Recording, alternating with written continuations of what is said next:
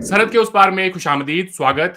पाकिस्तान की पीडीएम हुकूमत ने साल 2023 का बजट पेश किया, जिसे लेकर आईएमएफ ने उन्हें बहुत ज्यादा क्रिटिसाइज किया है। पाकिस्तान की हुकूमत के इस बजट को एक सियासी बजट के तौर पे देखा जा रहा है, खास तौर पे ये साल क्योंकि इलेक्शन का साल है, इसलिए हुकूमत ने पूरी कोशिश की है टैक्स रिलीफ भी दें, पेट्रोल डीजल की कीमतों में भी कुछ कमी लेकर आएं, आवाम को ये लगे कि ये हुकूमत एक गरीब इंसान के लिए भी सोच रही है। लेकिन इससे बड़ा एक असर पड़ता है पाकिस्तान का जो नाइन्थ और करंट आईएमएफ के साथ मुआहदा है, उस पर एक बहुत बड़ा असर पड़ता है कि उनके जो टैक्स कलेक्शंस हैं वो नीचे चले जाते हैं, और एज अ रिजल्ट पाकिस्तान ने जो वादे किए हैं आईएमएफ से वो उन्हें पूरा नहीं कर पाता है। तो आईएमएफ ने भी पाकिस्तानी गवर्नमेंट के इस बजट पे अपने एतराजात को सामने रखा है। इसी हवाले से गुफ्तगू करेंगे। हमें ज्वाइन किया है बैरिस्टर हामिद बशानी साहब ने। प्रोग्राम में आपका खैर मकदम है बशानी साहब। थैंक यू जनाब। बशानी साहब, हुकूमत के सामने बहुत बड़ा चैलेंज है। आईएमएफ की जो शरायत है उन्हें माने तो टैक्सेस बढ़ाने पड़ते हैं, पेट्रोल और डीजल की कीमतों में इजाफा करना पड़ता है। ऐसा करने पे आवाम उन्हें नहीं छोड़ेंगे, और अगर आवाम को रिलीफ देने जाएं तो फिर मुल्क की इकोनॉमी जो है वो डूब जाती है। ऐसे में पाकिस्तानी गवर्नमेंट का ये जो फैसला है, ये जो मौजूदा बजट है, उसे आप कैसे देखते हैं? क्या ये एक सियासी बजट है या फिर उन्होंने वाकई में आवाम को रिलीफ दिया है? देखें जी, पहली बात यह है कि ये किस्सा जो है वो गुज़श्ता 1 साल से चल रहा है, और इस दौरान हुकूमत भी तब्दील हुई है और नया बजट भी आया है।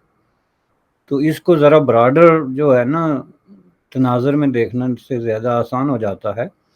कि आईएमएफ के साथ जो पाकिस्तान की डील हो रही थी वो एक पूरा पैकेज था, जिसका मेन फोकस जो है वो एक आईएमएफ का प्रोग्राम है। और प्रोग्राम का मतलब ये है कि वो मुल्क को जो फाइनेंशियल डिफ़िकल्टीज़ हैं उससे निकाले, यानी वो एक तरह का रोड मैप है जो कि आईएमएफ पेश करता है इस तरह की सिमिलर सिचुएशन में फंसे हुए मुल्कों के लिए, और उनको ये बावर कराता है कि अगर आप हमारे इस फार्मूले पे अमल करेंगे तो हम इतने सालों में आपको जो है वो सक्सेसफुली ये फाइनेंशियल क्राइसिस से निकालेंगे। यही वजह है कि जो पाकिस्तान के इकोनॉमिस्ट हैं वो कहते हैं कि अगर हमें कर्ज की कोई किस्त नहीं भी मिलती, जो $1 बिलियन मसनद ड्यू था, तो फिर भी हम जो है आईएमएफ के प्रोग्राम से हमें नहीं निकलना चाहिए, क्योंकि उससे निकलने के बाद जो है वो हमारे लिए कोई रास्ता बचता नहीं है। उसके बाद हमारे पास कोई तरीका ही नहीं है कि हम जो है वो इन क्राइसिस से निकल सकें।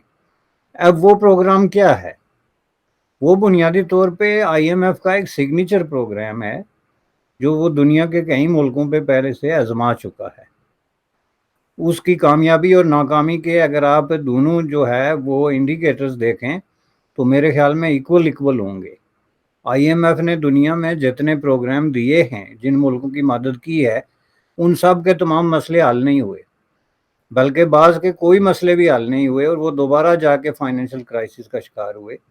बाज़ मुल्कों ने उस प्रोग्राम से पॉजिटिव फ़ायदा उठाया और वो क्राइसिस से निकल के तो अपने रास्ते पे जो है वो चल निकले। इसलिए ये कहना कि आईएमएफ जो है ना वो कोई किसी तरीके से एक सेवियर, एक टाइप की, एक आपको जान बचाने वाली कोई 911 कॉल है, तो ऐसी भी बात नहीं है। लेकिन बाज़ जगहों पे वाकई आईएमएफ की वजह से जो क्राइसिस को ओवरकम किया उन्होंने, इस वजह से मुल्क इस पे डिपेंड करते हैं, और बहुत सारे मुल्क पाकिस्तान जैसे जो कि सख्त किस्म की फाइनेंशियल प्रॉब्लम्स का शिकार होकर एक बंद गली में पहुंच जाते हैं। अब इसमें मेरे कहने का मतलब ये है कि उनका मेन फोकस था आईएमएफ का प्रोग्राम,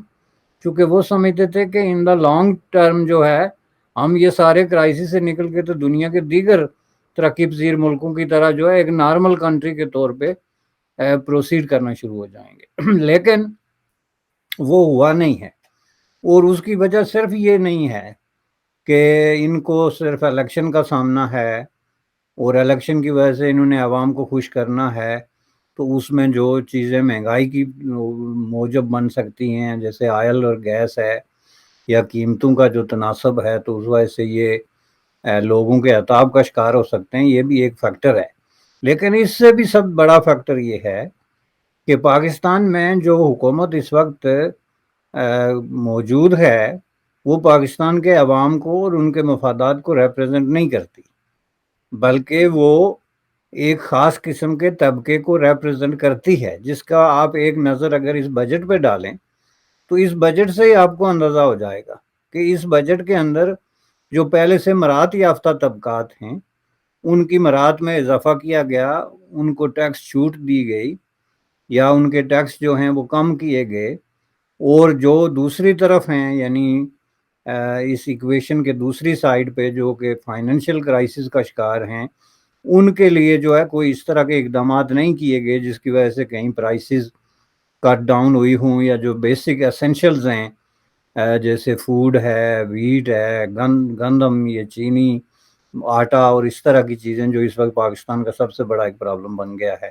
تو اس کی وجہ کیا ہے؟ آج آپ نے دیکھا ہوگا کہ وہاں کا جو انڈسٹریلسٹ ہے اس نے جو ہے ایک باقاعدہ ڈکلیریشن دیا ہے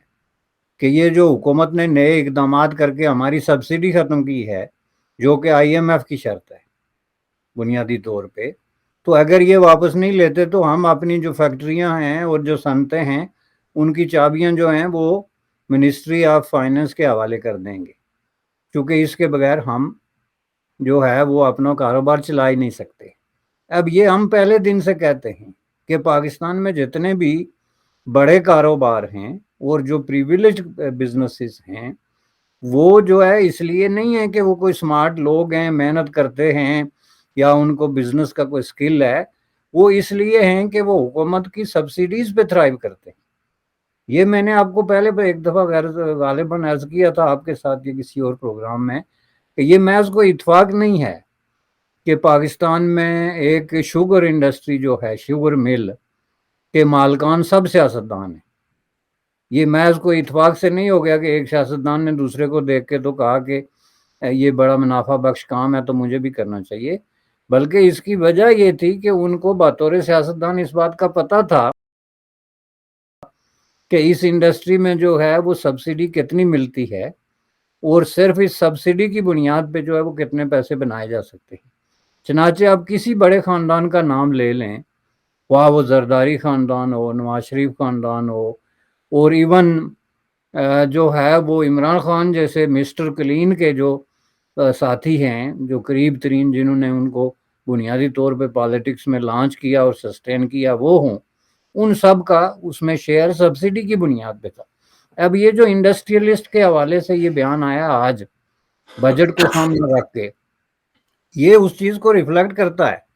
کہ یہ ایک کلاس کو ریپرزینٹ کرتے ہیں، اور بجٹ کا مقصد جو آئی ایم ایف ان کو بتا رہا ہے اور جس بلنٹ طریقے سے انہوں نے ان کو بتایا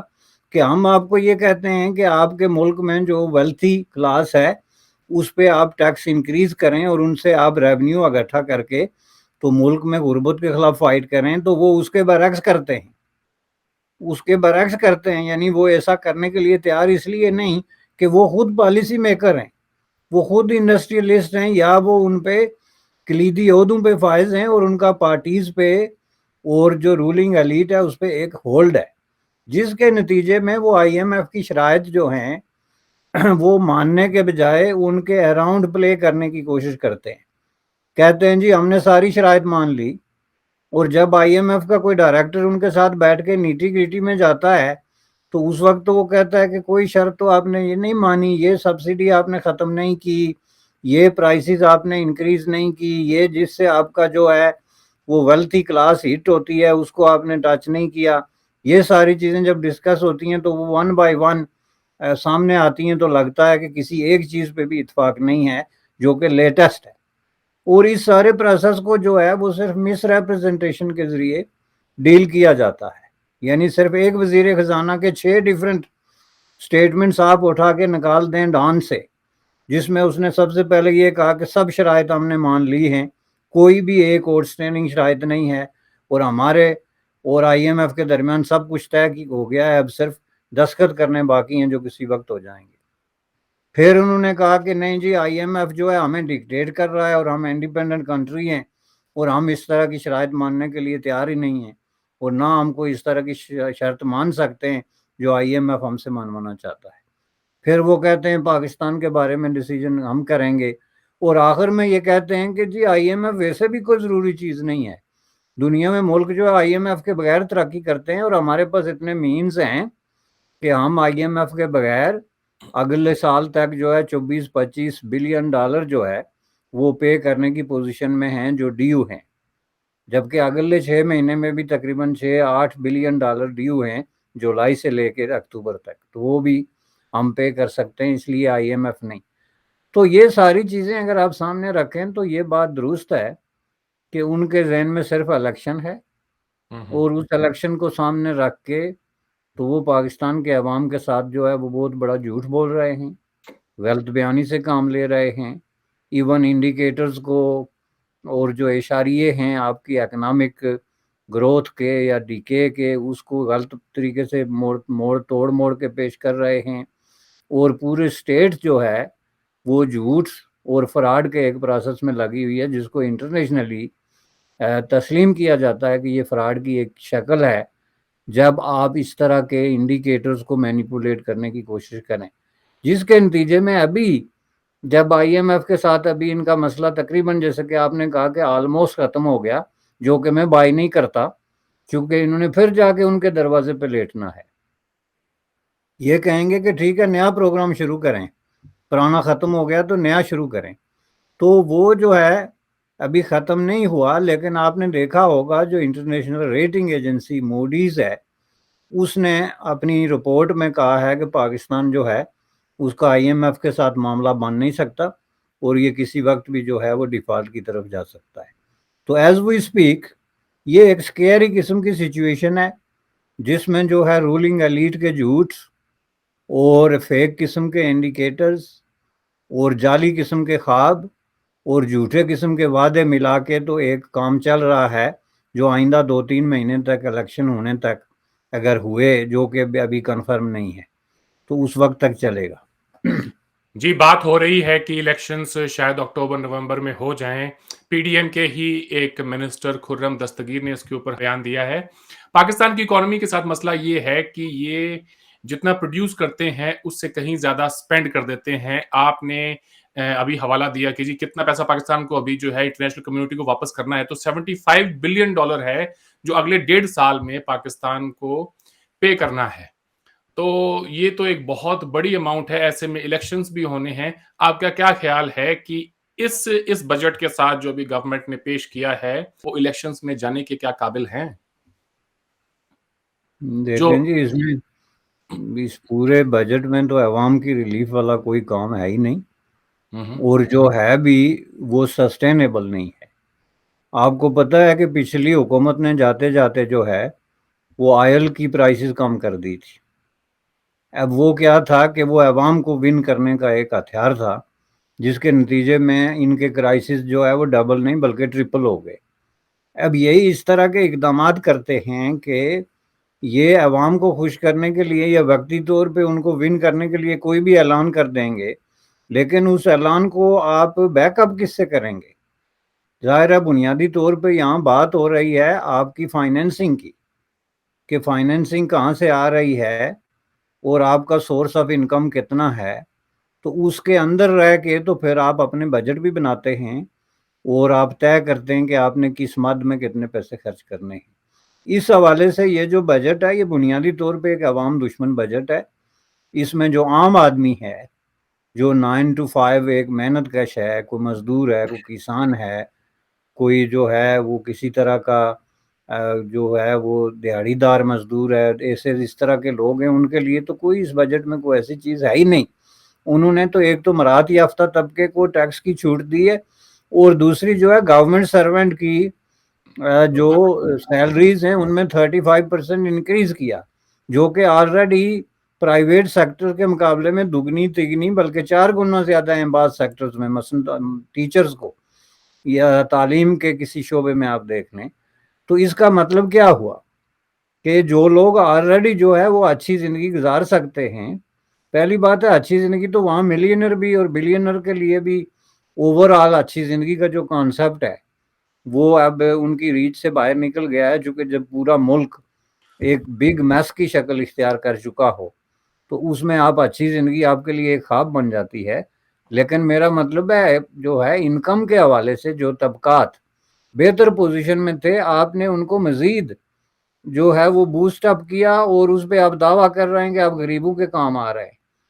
اس طرح تو غریب آپ کا بلینر بھی ہے. آپ کے بلینر کی بھی جا کے لنڈن میں یا پیرس میں یا نیو یارک میں کوئی ویلیو نہیں ہے. وہ پیسہ جو ہے وہ شرنک ہو کے تو آلموسٹ ایکول ٹو نتھنگ ہو جاتا ہے. لیکن آپ کا جو ٹیچر ہے, آپ کے جو سرکاری ملازم ہیں, ان کی جو تنخواہیں ہیں, ان کی جو مراحت ہیں, ان کی جو چھٹیاں ہیں, ان کی یہ جو ساری چیزیں ہیں, ان کی موجودگی میں آپ ذرا کمپیئر کر کے دیکھیں کہ باقی سوسائٹی آپ نے ایون کے منیمم ویجز کو جو ہے انفورس نہیں کیا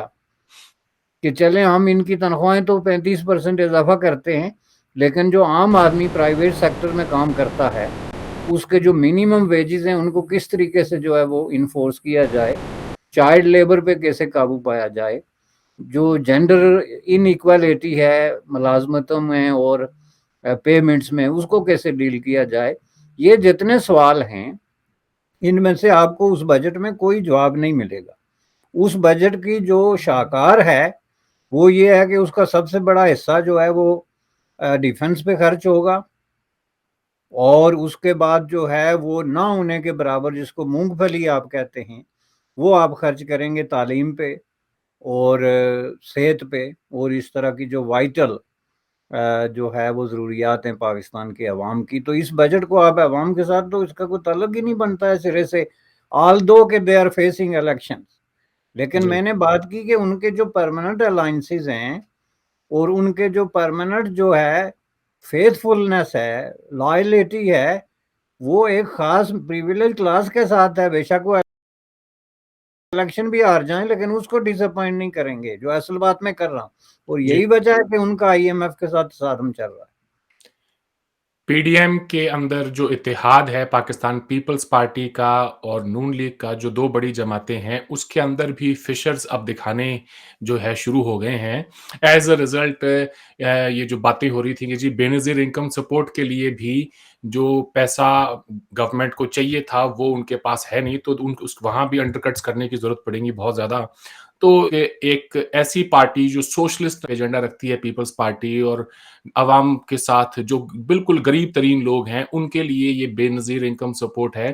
وہاں جب کٹ لگے گا تو اس کا کیا اثر ہوگا. پی ڈی ایم کے یہ جو پورا کا پورا یہ بھانمتی کا کنبہ یہ بنا کے بیٹھے ہیں, اس کا مستقبل کیا ہوگا پھر؟ پہلی بات یہ ہے جی کہ اب جو ہے پیپلز پارٹی وہ کوئی سوشلسٹ پارٹی نہیں ہے, نہ اس کا وہ تو کہتے ہیں نا ان کا سوشلسٹ ایجنڈا رہا ہے ہمیشہ سے, نہ ہی ان کا جو ہے وہ سوشلسٹ ایجنڈا ہے, رہا ہے. یس, بالکل ڈیفینیٹلی رہا ہے ایک وقت میں, لیکن وہ اسی وقت جو ہے اس کے خلاف انہوں نے خود ہی ایسے اقدامات کر دیے تھے کہ وہ ایجنڈا جو ہے وہ اصل ایجنڈے کے نیچے دب گیا تھا. بنیادی طور پہ یہ ساری پارٹیز جو ہیں وہ پرو اسٹیبلشمنٹ پارٹیز ہیں, جس میں پی ڈی ایم کی تینوں بڑی جو پارٹیز ہیں, اور وہ سٹیٹس کو کے حامی ہیں تینوں, اور وہ ملک کے اندر کسی قسم کی تبدیلی کا نہ کوئی پروگرام رکھتے ہیں نہ اس کے حامی ہیں. کیونکہ تبدیلی کا مطلب یہی ہوا نا کہ تبدیلی کا مطلب یہ ہے کہ ہم آپ کو انقلاب کی بات نہیں کر رہے کہ آپ ملک میں ریولوشن لے آئیں اور طاقتور اور بالادست قوتوں کو الٹ کے تو آپ کو ایک نیا وہاں پہ ایجنڈا نافذ کریں. ہم بجٹ کی بات کر رہے ہیں, اور بجٹ پیش کرتے وقت اگر آپ میں اتنی ہمت نہیں ہے کہ آپ یہ کہیں کہ جی آپ یہ ڈیفنس سے جو ہے وہ 2 بلین روپی جو ہے وہ کاٹ کے تو تعلیم پہ لگائیں, یا یہ ڈیفنس سے جو ہے 1 بلین کاٹ کے صحت پہ لگائیں. پاکستان جو ہے وہ صحت کے حوالے سے دنیا کے بدترین ممالک کی فہرست میں, اور وہ بھی فہرست بنانے والے بیچارے پتہ نہیں کس طرح فہرست بناتے ہیں. لیکن آپ پاکستان کا جو ہاسپٹل سسٹم ہے, جو نظام صحت ہے, اس کے اندر جا کے دیکھیں تو کسی زندہ انسان کے لیے جس کو آپ ہاسپٹل کہتے ہیں وہ کسی عقوبت خانے سے کم نہیں ہے کسی بھی طریقے سے. وہ کوئی قدیم زمانے کا کوئی قلعہ لگتا ہے جو ٹارچر اور تشدد کے لیے بنایا گیا ہے, جس کے اندر جو بدبو ہے, صفائی کا جو عالم ہے, دوائیوں کی جو کمی ہے, آپ کا جو سٹاف ہے, جو نرسنگ ہے, جو فزیشین ہے, ان کے جو رویے ہیں, ان سب کو ملا کے اگر آپ سامنے رکھیں تو قدیم زمانے کے راجو مہاراجو کے زمانے میں وہ جو ٹارچر کے قصے مشہور تھے وہ تو سب جھوٹ لگتے ہیں، یا ان کے اندر اتنا وزڈم ہی نہیں تھا کہ وہ ٹارچر کے بھی اس طرح کے طریقے سوچ سکیں جو انہوں نے سوچے ہوئے ہیں۔ تو یہ ان کے ہاسپٹل ہیں، ان کے سکول جو ہیں آج بھی لاکھوں کی تعداد میں بچے جو ہیں ان کو سکولوں کا تو پتہ ہی نہیں ہے، اور ایسے لاکھوں کی تعداد میں بھی ہیں جو درختوں کے نیچے بیٹھ کے جو ہے دھوپ میں یا سردی میں جو ہے وہ پڑھتے ہیں۔ تو آپ جو ہے وہ پیسے کس چیز پہ خرچ کر رہے ہیں، یہ بھی ایک دیکھنے کی چیز ہے۔ اور ظاہر ہے کہ ڈیفنس کی آپ جسٹیفیکیشن یہ پیش کر رہے ہیں کہ جی ہماری دشمنیاں چل رہی ہیں انڈیا کے ساتھ اور افغانستان کے ساتھ۔ انڈیا کے ساتھ آپ کا بارڈر ایشو ہے اور کشمیر ڈسپیوٹ ہے اور واٹر ڈسپیوٹ ہے اور پتہ نہیں کیا ہے۔ افغانستان کے ساتھ آپ کا بارڈر ڈسپیوٹ ہے، ڈیورنٹ لائن کو لے کے آپ کی جو ٹیریٹوریل کلیمز ہیں اس پہ ڈسپیوٹ ہے، اور آپ کے جناب اس طرح کے تقاضے چل رہے ہیں، تو آپ ان کو جسٹیفیکیشن کے لیے اپنے بجٹ کا موسٹ حصہ جو ہے، یہ تو بجٹ میں جو ڈکلیئر کیا گیا، اس کے بعد جو ان ڈکلیئرڈ ایمرجنسی ضروریات کے لیے اور وقتاً فوقتاً اخراجات کے لیے جو پیسہ مختص ہوتا ہے اس کو ملا کے تو یہ تقریباً 45% بنتا ہے جا کے جناب۔ تو 45% آپ ایک چیز پہ خرچ کریں گے تو باقی جو ہے وہ کتنی چیزوں پہ خرچ ہوگا۔ اور ملک کی حالت آپ دیکھ لیں کہ جس طریقے سے جس سے گزر رہا ہے، میزریبل اینڈ انسپیکیبل قسم کی مزری جس سے وہاں کے لوگ گزر رہے ہیں، بھوک، نانگ، غربت، بے روزگاری، مایوسی، تو اس کو جو ہے وہ شیک کرنے کے لیے آپ کو بلینز آف روپی جو ہیں وہ خرچ کرنے پڑیں گے، تو وہ ظاہرہ کہاں سے آئیں گے؟ وہ کون سے فنڈامنٹل چینجز ہیں جو پاکستان کی حکومت کو کرنے چاہیے جس سے کہ معیشت ٹریک پہ آ جائے؟ ایک بات ہوتی ہے کہ جی ہمیں ایک چارٹر آف اکانومی بھی بنانا چاہیے جس کے اندر تمام پولیٹیکل پارٹیز بیٹھیں اور مل کے اور وہ کسی بات پہ متفق ہوں۔ کیا ایسا ہوتا ہوا آپ کو دکھائی دیتا ہے؟ باتیں تو سارے کرتے ہیں۔ بالکل نہیں دکھائی دیتا جی، نہ ہی کوئی چارٹر آف اکانومی ہے، اور نہ ہی اس طرح کی جماعتیں جو ہیں جن کا ایجنڈا ہی عوام کے خلاف سازش کرنا ہو وہ اس طرح کے کسی نتیجے پہ پہنچ سکتی ہیں۔ یہ ہو ہی نہیں سکتا۔ تبدیلی یہ ہو سکتی ہے کہ آپ اپنے جو ہے نیبر میں تعلقات بہتر کریں۔ انڈیا اور افغانستان کے ساتھ آپ اپنے تمام ڈسپیوٹ جو 70 سال سے چل رہے ہیں ان کو فی الفور ریزالو کریں، آپ راستے کھولیں، ٹریڈ کھولیں، انویسٹمنٹ اور دوسرے جو ملکوں کے درمیان کراس بارڈر ڈیولپمنٹ کے لیے جو جدید جو ہے وہ طریقے چل رہے ہیں ان کو آپ اپنائیں گے تو تبھی جو ہے وہ آپ کا جو ڈیفنس کا بجٹ ہے، یعنی جس کا مطلب یہ ہے کہ آپ نے جو تھیلا اٹھا کے چل رہے ہیں اس میں سوراخ ہے، اس میں آپ کتنے بلین کہیں سے لے کے اس میں ڈالتے جائیں گے وہ نیچے گرتا جائے گا، آخر میں آپ پہنچیں گے تو وہ وہیں خالی کا خالی پڑا ہے۔ یہ آپ لوگوں کو کیا بتانا چاہتے ہیں کہ آپ کے جو ہے وہ 14-15 بلین روپی جو ہے وہ خرچہ ہے ڈیفنس کا، تو آپ کو 14-15 بلین روپی جو ہے وہ چاہیے اگلے 2 مہینے میں جو ہے اپنے اس کے قرضوں کی ادائیگی کے لیے۔ آپ کو تو 14-15 بلین سے کم تو چاہیے ہی کچھ نہیں، اور انکم آپ کی جو ہے وہ زیرو ہے۔ تو سوال یہ پیدا ہوتا ہے کہ کیا دنیا جو ہے وہ اپنے جو خزانے کھول کے بیٹھی ہوئی ہے کہ آپ عیاشیاں کرتے جائیں، غلط پالیسیاں بناتے جائیں، ہماری آنکھوں میں دھول جھونکتے جائیں، اور ہم اپنے جو ہے وہ ٹریجری سے پیسے نکال کے آپ کے آگے پھینکتے رہیں گے؟ تو that's not how is going to work in future, کیونکہ یہ چیزیں بڑی حد تک ایکسپوز ہو گئی۔ آپ یہ دیکھیں نا کہ ابھی انہوں نے کہا ہے کہ ہمیں 17 بلین کا جو ہے وہ خسارہ کم ہوا ہے فارن ایکسچینج کا، اور وہ کم کیوں ہوا کہ جی وہ امپورٹ کی وجہ سے، کہ ہم نے جو امپورٹ کم کی تو اس کی وجہ سے ایک دم دیکھیں 17 بلین، جس کا مطلب یہ ہے کہ آپ ہوتے کون ہیں امپورٹ کرنے والے بھائی؟ آپ کے لوگ جب بھوکے ننگے ہیں تو آپ جو ہے وہ ایسی چیزیں جو ہیں وہ ڈائپر سے لے کے تو پتہ نہیں کیا کیا آپ جو ہے کتے اور بلیوں کا فوڈ، چلو اس کو رہنے دیں، میں کتے بلیوں کا بڑا حامی ہوں، اس کے خلاف کچھ نہیں کر رہا ہوں، وہ رہنے دیں، لیکن آپ اس طرح کی جو چیزیں ہیں جو نان اسینشل उन पे आप बिलियंस ऑफ डॉलर का जो है इंपोर्ट क्यों कर रहे हैं, जब आपकी हालत ये है। छोटी छोटी चीजें हैं जिनके लिए को बहुत बड़े जो है ये इकोनॉमिस्ट की जरूरत नहीं, चूंकि इनके जो पिछले इकोनॉमिस्ट होते हैं जो 3 महीने पहले वजीर खजाना होते थे, उनका थीसिस कोई और होता है जब वो हुकूमत में होते हैं, जब बाहर निकलते हैं कोई और हो जाता है। इस वक्त के जो इकोनॉमिस्ट हैं इनका 3 महीने पहले कोई और थीसिस था, अब कोई और थीसिस है। तो इसलिए बात बड़ी सिंपल है जिसको समझने की जरूरत है। यकीनन बात तो बड़ी सिंपल है। उम्मीद है कि पाकिस्तान के हुक्मरान ये बात समझेंगे। हाल ही में आपने भी वो स्पीच सुनी होगी नेशनल असेंबली के अंदर, ख्वाजा आसिफ साहब ओवरसीज पाकिस्तानीज खुसूसन जो कि अमेरिका, कनाडा, यूरोप में रहते हैं, उन्हें जमकर कोस रहे थे कि हमें धमकियां दे रहे हो कि जी हम पाकिस्तान में रेमिटेंसेस नहीं भेजेंगे, आप की रेमिटेंसेस से ये मुल्क नहीं चलता। ये तो वो जो 20-25 लाख